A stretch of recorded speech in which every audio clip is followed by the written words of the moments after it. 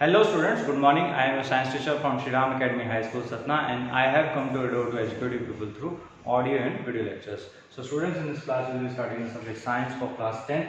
This is a series of lesson for chapter number 2, that is acids, bases and salts. So this is the part 3 of the chapter. In the last classes we learned about the reactions of acid with base, reactions of acid with metals. Okay. So we also learned some of the properties of acids. Now in this particular chapter, in this particular lecture, we will be learning about the acids reaction with metal oxides. Okay. So let's see how the reaction takes place. You can see here the acid when react with metal oxide, it forms salt and water. Okay. This is a general reaction. General reaction, इसका एक example देख लेते हैं. जैसे HCl है, hydrochloric acid plus copper 2 oxide. Copper 2 oxide why? Because we learn, हमने क्या 9th class में पढ़ चुका है, कॉपर 2 लिखा है मतलब वैलेंसी कॉपर की क्या है यहाँ पर 2+ है. ठीक है, ये ब्लैक कलर का होता है और जब हम इसमें ये हाइड्रोक्लोरिक एसिड से इसका रिएक्शन होता है तो इसका ये क्या कलर क्या चेंज हो जाता है, ब्लू ग्रीन में चेंज होता है. क्यों? क्योंकि एक नया कंपाउंड बन चुका है, that is a salt, that is copper chloride, copper 2 chloride and water. अब आपको ये चीज कुछ similar to, this is very similar to reaction of neutralization reaction. तो reaction of base with an acid जो होती है उसमें भी क्या बनता है, सॉल्ट और वाटर बनता है. आपने कल ये चीज पढ़ी थी, acid plus base gives salt and water. इसमें भी क्या हो रहा है, acid plus metal oxide gives salt and water. तो लगभग सिमिलर रिएक्शंस हैं, है ना. तो सिमिलर, ये देखिए इसका एग्जांपल भी है, HCl plus NaOH gives NaCl plus H2. ये एक एग्जांपल है. सॉल्ट एंड वाटर बन रहा है, मेटल ऑक्साइड से भी सॉल्ट एंड वाटर बन रहा है. तो इसका मतलब ये है, ये जो चीज है मेटल ऑक्साइड, ये भी एक्ट कैसा कर रहा है, एज अ बेस एक्ट कर रहा है. तो हम ये कह सकते हैं कि जो nature of metal oxide is basic. Metal oxides का नेचर क्या है, बेसिक है. ये ध्यान रखेंगे. ये रिएक्शन जो है यहाँ पर दी गई है, ये आपकी बुक में भी है, तो आप ये देख सकते हैं कि सॉल्ट एंड वाटर फॉर्म करता है because the nature of metallic oxides is basic. Okay. 8th property आप पे आते हैं. यहाँ पर acids have corrosive nature. Acids का जो नेचर होता है वो कैसा होता है, कोरोसिव होता है. कोरोसिव का मतलब है बेटा कि जिस सरफेस पे भी गिरेगा वहां पर क्या कर लेगा, it will attack it and eat up the matter, है ना. जो भी मैटर है उसको ईट अप कर लेगा, खा लेगा. इसका खा लेने का मतलब ये नहीं कि डिस्ट्रॉय कर देगा, है ना. कुछ ना कुछ रिएक्शन करके कुछ अदर सब्सटेंस बना देगा वहां पर जो हमारे लिए यूजफुल नहीं है. जैसे आपके अगर स्किन पर गिर जाएगा तो स्किन पे क्या हो जाएगा, there will be burns on your skin. Okay. Metals पे गिरेगा तो मेटल्स क्या कर जाएगा, it will react and form metal oxides, metal salts बन जाएंगे. एंड सिमिलरली वुड और क्लॉथ, किसी भी चीज पे गिरेगा तो क्या करेगा, उसको कोरोड कर देगा या फिर ईट कर लेगा. ठीक है. स्टोन वर्क्स होते हैं, स्टोन वर्क्स वगैरह, जैसे हम लोग पत्थरों की दीवार बनाते हैं. ठीक है. अब बाय द वे मान लीजिए किसी ऐसे जगह से, फैक्ट्री के आसपास से कहीं से कुछ एसिड एज अ वेस्ट निकल रहा है ना, वेस्ट वाटर के उसमें, तो वहां पर क्या हो रहा है, क्या होगा, एसिड स्टोन के साथ रिएक्ट करेगा या फिर कह सकते हैं उसको कोरोड कर देगा. तो वहां पर जो दीवार बनी है वो क्या हो जाएगी, वीक हो जाएगी and in the subsequent way it will fall of, है ना. कुछ दिन बाद वो गिर जाएगी. इसलिए हम ये कह सकते हैं, so acids are said to be corrosive. Okay. ये ऐसा इसलिए होता है, अब इसीलिए हम क्या करते हैं, एसिड्स को कभी भी लोहे के कंटेनर्स, लोहा मतलब मेटल्स, है ना, जनरली मेटल्स की बात करें, मेटल कंटेनर्स में स्टोर करके नहीं रखना चाहिए, है ना. और जैसे आपने मान लीजिए पिकल्स स्टोर करना है, एसिड कंटेनिंग सब्सटेंसेस या फिर एसिड को ही स्टोर करना है, तो आपको उनको मेटल कंटेनर्स में नहीं स्टोर करते हैं. किस में स्टोर करते हैं, we should store them in glass और सेरामिक कंटेनर्स. ठीक है. सेरामिक या ग्लास से बने हुए कंटेनर्स में आपको उनको स्टोर करना है. अब जैसे आपने देखा होगा, अचार जब बनाते हैं, पिकल्स बनाते हैं, तो किसमें बनाते हैं, सेरामिक के बने हुए कंटेनर्स में बनाते हैं, उनको बर्नी कहते हैं हम, ठीक है, हिंदी में बर्नी कहते हैं। सेरामिक कंटेनर्स का बना हुआ जो आपका कंटेनर है उसके अंदर हम क्या करते हैं, जो पिकल्स हैं उनको स्टोर करके रखते हैं। So in this way the acids are prevented to be stored in metal containers because they are corrosive in nature. तो ये एक प्रॉपर्टी इंपॉर्टेंट है जो ध्यान रखना है हमेशा कि कौन सी चीज़ से एसिड रिएक्ट करता है, तो उससे उसे दूर रखना है ताकि हमें भी नुकसान ना हो सके, ठीक है। अब आते हैं बेटा नेक्स्ट अपने एसिड्स की प्रॉपर्टीज चल रही है, लेकिन एसिड्स में अब एक टॉपिक अलग है।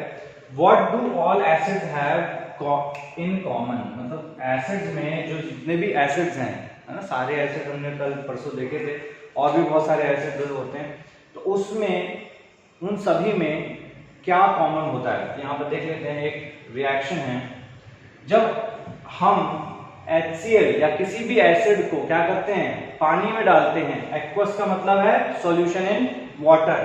हमने सॉल्यूशन ऑफ वाटर बनाया एसिड का, तो क्या देता है वो, हाइड्रोजन आयन देता है और क्लोराइड आयन देता है। ये क्यों देता है वाटर के अंदर, because whenever an acid is added in water, okay, then what will happen, या फिर कह सकते हैं कि जो एसिड है उसका जो सॉल्यूशन है वाटर में जब भी बनेगा तो वो क्या करेगा, अपने आप को डिसोशिएट कर देगा। डिसोशिएट करने का मतलब है आयनाइज करना, आयंस में ब्रेक हो जाते हैं। जब भी solution of acids in water बनेगा तो उसमें क्या होगा, आयंस में ब्रेक हो जाएगा। आयंस में ब्रेक होते ही वहां पर जो भी उसके कंस्टिट्यूएंट आयंस है वो अलग हो जाएंगे। अब देखने वाली बात ये है, जितने भी एसिड्स हैं वो सब क्या देंगे आपको, हाइड्रोजन आयन देंगे सॉल्यूशन में, ठीक है। तो यहां पर डेफिनेशन एक क्रिएट होती है, यहां से एक डेफिनेशन क्रिएट होगी। An acid is a substance which dissociate और ionize on dissolving in water to produce hydrogen ion. H+ aqueous ion लिखा हुआ है, ठीक है ना, H+ एक्वस आयन। इसका मतलब क्या है मैं समझाता हूं। H+ एक्वस आयन का, H+ आयन तो हाइड्रोजन आयन होता है, ये तो सबको क्लियर है, लेकिन H+ एक्वस आयन क्यों लिखा है।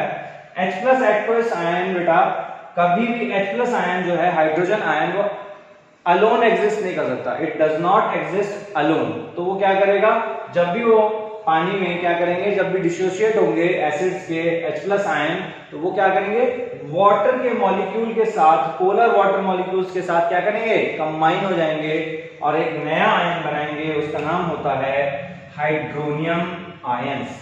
हाइड्रोनियम आयंस का फॉर्मूला क्या हो जाएगा, H3O+। देखिए कैसे बनते हैं। हाइड्रोजन आयन अकेला एग्जिस्ट नहीं कर सकता, बोला मेरे को वाटर के साथ जाना है, वाटर ने कहा आ जाओ भैया, और यहां पर क्या हो गया, बन गया ये H2O है, एक हाइड्रोजन यहां पर आ गया, इसका क्या बना दिया, H3O। चार्ज कितना है ओवरऑल, प्लस, यहां पर भी प्लस रहेगा क्योंकि इसके पास तो कोई नेगेटिव चार्ज है नहीं, तो ये बैलेंस कर सके, तो ये ओवरऑल चार्ज क्या रहेगा, पॉजिटिव ही रहेगा इसके ऊपर। तो यहां पर हाइड्रोनियम आयन बन गया, किसके कॉम्बिनेशन से, H+ एंड H2O के कॉम्बिनेशन से, ठीक है। H+ एक्वस आयन का मतलब क्या है, H3O+ आयंस, मतलब हाइड्रोनियम आयंस ही है, okay. So this is basically the formation of hydronium ion. अब हमें इसे समझना चाहिए, समझ में आना चाहिए कि जितने भी एसिड्स हैं, जो भी एसिड्स होंगे, वो क्या करेंगे, पानी में डिसॉल्व होने के बाद क्या बनाएंगे, they will dissociate into hydronium ions and their respective ions. जो भी इसके रिस्पेक्टिव आयंस हैं उनमें डिसोशिएट होगा। कंबाइन करते हैं दोनों रिएक्शंस को, इसको और इसको कंबाइन करेंगे जब, तो फाइनली हमें क्या मिलेगा, हाइड्रोनियम आयंस। तो हाइड्रोजन आयंस तो एग्जिस्ट नहीं कर सकते हैं, यहाँ पे हमने लिखा HCl + H2O gives H3O + Cl2। इसको आप डायरेक्टली एडिशन जैसा देख सकते हैं, है ना। अगर मैं इसको ओके लेट इट बी, यहाँ पर HCl + H2O क्यों आया, क्योंकि यहाँ पर भी रिएक्टेंट साइड में H+ है, यहाँ पर प्रोडक्ट साइड में H+ है, ये दोनों आपस में कैंसिल आउट हो जाएंगे, दोनों रिएक्शन क्या कंबाइन हो जाएंगे। यहाँ पे क्या बनेगा, HCl + H2O gives H3O + Cl। और ऐसे भी आप इसको समझ सकते हो कि HCl का जो H+ है वो ब्रेक होगा H+ और Cl में, ये H+ क्या जाएगा, इसके साथ कंबाइन हो जाएगा, क्या बना देगा, H3O+ Cl negative. Cl negative अपने आप में अलग हो गया, तो इस तरीके से ये एसिड्स में कॉमन थिंग होती है। नेक्स्ट हम देखते हैं और भी एसिड्स जिनके साथ ऐसा रिएक्शन, ऐसा डिसोसिएशन होगा। ओके, सो अब यहाँ पे देख सकते हैं आयनाइजेशन ऑफ डिफरेंट एसिड्स यहाँ पे हमने दिखा रखे हैं। हमने लास्ट टाइम इसमें पढ़ा था HCl का आयनाइजेशन कैसे होता है। तो सल्फ्यूरिक एसिड का आयनाइजेशन कैसे होगा, H2SO4 + 2H2O, ठीक है। H यहाँ पे 2 हाइड्रोजन है, तो यहाँ 2 हाइड्रोजन आयंस बनेंगे, तो 2H++ यहाँ पर 2H2O होगा, क्या बनेगा 2H3O+ और SO4 नेगेटिव बनेगा यहाँ पर। इस तरीके से इसका हाइड्रोनियम आयन बनेगा, ठीक है। HNO3 + H2O क्या बनेगा, H+ + NO3 नेगेटिव, और H+ किसके साथ कंबाइन हो जाएगा, H2O के साथ, क्या देगा H3O पॉजिटिव + NO3 नेगेटिव देगा, ठीक है। अब यहाँ पे आते हैं acetic acid. Acetic acid weak acid होता है, लेकिन फिर भी हम देखेंगे इसका आयनाइजेशन कैसे होगा। ये तो सारे स्ट्रॉन्ग एसिड्स थे। एसिटिक एसिड का फॉर्मूला क्या है, CH3COOH। अब कितने हाइड्रोजन हटने चाहिए यहाँ से, ये वाला है, ये वाला, यहाँ पर सिर्फ एक ही हाइड्रोजन हटेगा जो लास्ट में लगा हुआ है। तो यहाँ पर एक हाइड्रोजन हटा यहाँ से और इसमें जाके ऐड हो गया, क्या बनाया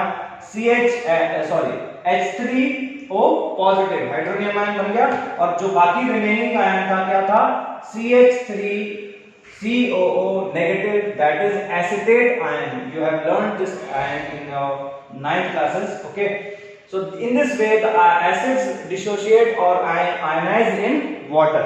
अब एसिड्स का आयनाइजेशन जो होता है वाटर में, यही जो हाइड्रोनियम आयन है, यही क्या दिखाता है, एसिडिक कैरेक्टर दिखाता है किसी भी एसिड का। तो ये ध्यान रखना है। तो एसिड क्या होगा, हमेशा अपना एसिडिक कैरेक्टर कब दिखाएगा, जब वो वाटर में डिसोशिएट होगा या वाटर में उसका एक्शन होगा, या कह सकते हैं वाटर में उसका सॉल्यूशन होगा, ठीक है। जब वो आयनाइज होगा, इन्हीं H+ के कारण ही इन्हीं हाइड्रोजन, जितने ज्यादा ये हाइड्रोनियम आयंस बनेंगे उतना ज्यादा वो स्ट्रॉन्ग एसिड कहलाएगा, ठीक है। तो अब देख लेते हैं कुछ आयंस, क्या सारे जिनमें सब में हाइड्रोजन प्रेजेंट है, जो कंपाउंड्स हैं उनमें अगर हाइड्रोजन प्रेजेंट है तो क्या वो सारे कंपाउंड्स एसिड कहलाएंगे क्या, ऐसा ये सवाल है। एक नेक्स्ट क्वेश्चन है कि जितने भी कंपाउंड्स जिनमें हाइड्रोजन प्रेजेंट हो, ठीक है ना, क्या वो सारे एसिड्स होंगे, क्योंकि हाइड्रोजन जितने जिनमें है इन सब में हाइड्रोजन है, तो क्या सारे कंपाउंड जिनमें हाइड्रोजन प्रेजेंट है वो सारे एसिड्स हैं। तो इसको हम चेक करने के लिए जैसे एग्जांपल ले लेते हैं ग्लूकोज एंड अल्कोहल। ग्लूकोज का फॉर्मूला होता है C6H12O6, ओके। अल्कोहल का फॉर्मूला होता है C2H5OH। इनको कैसे चेक करेंगे बेटा, आपने क्लास 8th क्लास में अपने पढ़ रखा है इलेक्ट्रिकल कंडक्टिविटी ऑफ सॉल्ट्स या फिर electrical conductivity of some of the compounds, है ना। तो यहाँ पे सॉल्यूशन क्या करेंगे, ये एक सेटअप बनाएंगे। इस सेटअप में एक कॉर्क लेंगे, कॉर्क में 2 नेल्स को क्या करेंगे, गाड़ देंगे, और उसमें पिंच करने के बाद you have to connect 2 wires, है ना। 2 वायर्स बनाना है, इस तरीके का सर्किट बनाना है। इसमें एक बैटरी कनेक्ट करनी है 6 वोल्ट की, उसके साथ एक बल्ब कनेक्ट करना है। यहाँ पे एक बल्ब है, बैटरी नहीं है, this is a typing mistake, bulb, this is a bulb, और ये एक स्विच है। तो क्या होगा, whenever you have learned, जब भी क्या होगा, कोई सॉल्यूशन है अगर वो आयंस में बदल जाता है ना, अगर वो आयंस में ब्रेक हो जाए तो वो आयंस के हेल्प से क्या होगा, वो कंडक्ट करेगा, इलेक्ट्रिसिटी क्या करेगा, कंडक्ट करेगा। और ऐसे सॉल्यूशंस को हम क्या कहते हैं, इलेक्ट्रोलाइट्स कहते हैं। हमने ये चीज पहले भी पढ़ चुकी है कि जो भी सॉल्यूशंस इलेक्ट्रिसिटी कंडक्ट करते हैं आयंस के हेल्प से, उनको हम क्या कहते हैं, इलेक्ट्रोलाइट कहते हैं, ठीक है। अब हमने क्या किया, पहले HCl डाला, क्या डाला, पहले HCl डाला वाटर का सॉल्यूशन बना करके, और चेक किया तो क्या होगा, बल्ब जलेगा। क्यों जलेगा, क्योंकि HCl को पता है हमें कि HCl क्या कर जाता है, HCl विल गिव वाटर के साथ क्या देगा, H2O के साथ क्या देगा, H3O+ एंड Cl- देगा। ये चीज यहाँ पे दो आयन है, ये आयन्स क्या करेंगे, this will help in conduction of electricity, और जिससे क्या चलेगा, बल्ब जलने लगेगा, bulb will light up. But अगर हम HCl की जगह दूसरा एसिड डालें, मान लीजिए हम HNO3 डालते हैं, हमने HNO3 डाला तो HNO3 भी क्या करेगा, it will also conduct electricity because H3O plus NO3 negative ions बने हैं, आयंस की हेल्प से कंडक्शन होगा, ठीक है।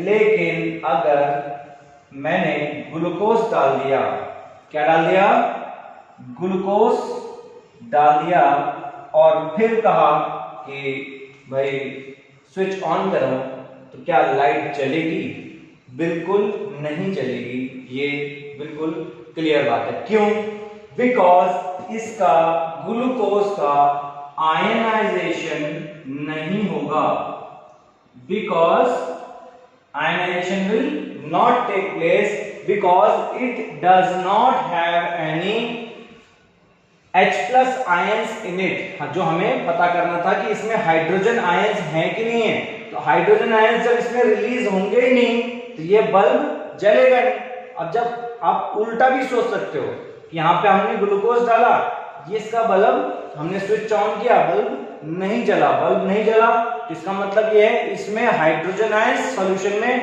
नहीं आए, सॉल्यूशन में नहीं आए, इसका मतलब ये हाइड्रोजन आयंस नहीं देता है। और हमने डेफिनेशन अभी पढ़ी थी कि एसिड्स आर दो substances which give hydrogen ions H+ ions in water, okay. तो यहाँ पर ग्लूकोज तो नहीं दे रहा है वाटर के साथ हाइड्रोजन आयंस, तो ये क्या है, ये एसिड नहीं है, this is not an acid, ये कैंसिल हो जाता है, ठीक है। ऐसे ही हम अल्कोहल डाल के देखेंगे, तो एक बार अल्कोहल हमने क्या किया, अब हम अल्कोहल डाल रहे हैं, फिर से डाला, अल्कोहल डालने पे भी क्या होगा, बल्ब नहीं ग्लो करेगा, क्या करेगा, bulb will not glow, and जब बल्ब ग्लो नहीं होगा तो क्या होगा, इसका मतलब ये है ये हाइड्रोजन आयंस नहीं दे रहा है, हाइड्रोजन आयंस नहीं दे रहा है, इसका मतलब ये भी एसिड नहीं है। तो ये चीज हमें क्लियर हो गई कि सारे कंपाउंड्स जिनमें हाइड्रोजन होता है वो सारे एसिड्स नहीं होते हैं, बट एसिड्स जिन जो होते हैं वो हाइड्रोजन आयंस उनमें जरूर होते हैं, ठीक है। तो ये हम कंक्लूड करते हैं, दो all acids contain hydrogen, all acids contain hydrogen but all the hydrogen containing compounds are not acid। ये चीज यहां से क्लियर हो जाती है। ये आपकी बुक में एक एक्टिविटी है, there is an activity 2.8, you can check out that activity, it is saying the same thing that I have told you here। next हम बात करेंगे कि acid do not show the acidic behavior in the absence of water। ये एक line में मैंने लिखा है, लेकिन ये एक एक्टिविटी है आपकी बुक में 2.9। In that activity there is a figure 2.4, there is a figure 2.4। उसमें क्या है, उसमें बेटा एक टेस्ट ट्यूब है, उस टेस्ट ट्यूब में आपको क्या करना है, एक सॉल्यूशन लेना है सोडियम क्लोराइड का, सोडियम क्लोराइड का सॉल्यूशन लेना है, उसमें पुट करना है 2 to 3 drops of H2SO4 sulphuric acid डालना है। सल्फ्यूरिक एसिड जैसे ही आप डालेंगे क्या होगा, there will be an evolution of gas, एक गैस इवॉल्व होगी उससे। वो गैस किसकी होगी, the gas will be dry HCl gas, ठीक है, ड्राई HCl गैस। इस ड्राई HCl गैस का मतलब इसमें वाटर नहीं है, ठीक है। अब इसको हमें पता है, अगर हमें एसिडिक बिहेवियर चेक करना है तो हमें लिटमस पेपर चेक करना पड़ेगा। तो एसिड के साथ हम क्या करते हैं, ब्लू लिटमस लेते हैं और चेक करते हैं। तो हमने क्या किया, उस टेस्ट ट्यूब के ऊपर एक कॉर्क लगा दिया, एक डिलीवरी टाइप पाइप लगा दी, और उस पाइप से क्या हो रहा है, गैस निकल रही है। हमने उस पाइप के सामने ड्राई लिटमस पेपर लेके गए, कौन सा, ड्राई लिटमस, जिसमें पानी नहीं है, ठीक है। दोनों को चेक किया, उसके सामने ले जाकर के, कोई भी कलर चेंज नहीं आएगा। लेकिन आप क्या करो, एक ड्राई न लेकर के वेट ब्लू लिटमस पेपर लो, कौन सा, वेट। जैसे ही आप वेट लेंगे, there will be a change in the colour of the litmus paper, because this dry HCl जब उसको लिटमस पेपर गीले वेट लिटमस पेपर से कांटेक्ट में आएगी तो क्या होगा, जो भी वाटर प्रेजेंट है वो HCl तुरंत वहीं पे आयनाइज होगा और एसिडिक बिहेवियर शो करेगा, और जैसे ही वो लिटमस पेपर के कांटेक्ट में है वो एसिडिक बिहेवियर शो कर रहा है, तो क्या होगा, blue will turn to red, blue litmus जो होगा वो ब्लू टू रेड चेंज हो जाएगा। ये चीज आपने कल पढ़ी थी कि एसिड में ब्लू लिटमस रेड में चेंज हो जाता है। ये तो सिंबल है क्या, ये एसिडिक का सिंबल है कि यहाँ पर ये एसिडिक शो कर रहा है। इंडिकेशन क्या है ये कि ये जो सॉल्यूशन है, ये जो गैस है, ये एसिडिक बिहेवियर की है, लेकिन ये गैस ड्राई स्टेट में एसिडिक शो नहीं करेगी। कब करेगी, जब भी ये वाटर के सॉल्यूशन में होगी। तो यहां से हम क्लियर करते हैं इस एक्टिविटी से 2.9 से that acids do not show acidic behavior in the absence of water. Okay, so this is all about the acids. अब दो टॉपिक और बचे हैं जो हमने अभी तक पढ़ा है, उसको स्ट्रॉन्ग एंड वीक एसिड में कैसे बताएंगे। तो स्ट्रॉन्ग एसिड हमने पढ़ा था स्टार्टिंग में कि जो एसिड स्ट्रॉन्ग एसिड वो होते हैं जो मिनरल्स से बनते हैं या अर्थ मिनरल्स से बनते हैं, बट एक्चुअली में अगर हम बात करें जो हमने अभी तक कॉन्सेप्ट पढ़ा है हाइड्रोजन आयन का और आयनाइजेशन का, उसके अकॉर्डिंग तो डेफिनेशन थोड़ी चेंज हो जाती है। क्या होती है, an acid which is completely ionised in water. क्या हो रहा है, there is complete ionisation of water, ionisation of acid in water and thus produce large amount of hydrogen ions। क्या प्रोड्यूस करना है, large amount of the large amount of hydrogen ions produce करता है, उसको हम स्ट्रॉन्ग एसिड बोलते हैं। तो स्ट्रॉन्ग का मतलब डिग्री ऑफ आयनाइजेशन से है, कंसंट्रेशन से नहीं होगा। कंसंट्रेशन किसका, एसिड का concentration, concentration of hydrogen ions का नहीं। कंफ्यूजन यहां पे होगा आपको कि sir concentration of hydrogen ions को तो नहीं बोल रहे हैं, कंसंट्रेशन ऑफ एसिड का बोल रहे हैं बेटा। डाइल्यूट कंसंट्रेशन से फर्क नहीं पड़ेगा, लेकिन आयनाइजेशन से फर्क पड़ेगा। जितना ज्यादा आयनाइजेशन उतना ज्यादा स्ट्रॉन्ग एसिड। ठीक है, तो ये चीज क्लियर होनी चाहिए। अब लास्ट है वीक एसिड के बारे में। तो N acid which is partially ionised in water and thus produces a small amount of hydrogen ions is called weak acid। Just simple है, कंप्लीट नहीं होगा। पार्शियल मतलब आधा या कम या थोड़ा कम, पूरा नहीं हुआ है, कम मतलब पूरे से थोड़ा सा कम। ठीक है, पार्शियल का मतलब आधा नहीं होता है, हाफ नहीं होता है। पार्शियल का मतलब होता है थोड़ा कम, है ना। Partial ionisation of acid in water and thus produce small amount of hydrogen ions। कम प्रोड्यूस होंगे हाइड्रोजन आयंस का जो प्रोडक्शन है वो क्या होगा, कम होगा। एंड इज कॉल्ड, thus ऐसे एसिड्स को हम क्या कहेंगे, वीक एसिड्स कहेंगे। स्ट्रॉन्ग एसिड्स का एग्जांपल क्या था, H2SO4, HCl, HNO3, ये हमने पहले भी देख चुका है। वीक एसिड्स का एग्जांपल क्या था, CH3, COOH, HCOOH, H2CO3। एक और एग्जांपल है सल्फ्यूरस एसिड H2SO3। ठीक है, सल्फ्यूरिक एसिड H2SO4 होता है, सल्फ्यूरस एसिड H2SO3 होता है। ये चारों एसिड क्या हैं, वीक एसिड्स हैं। आप देख सकते हैं इनका आयनाइजेशन क्या होगा, पार्शियल आयनाइजेशन होगा, कंप्लीट नहीं होगा।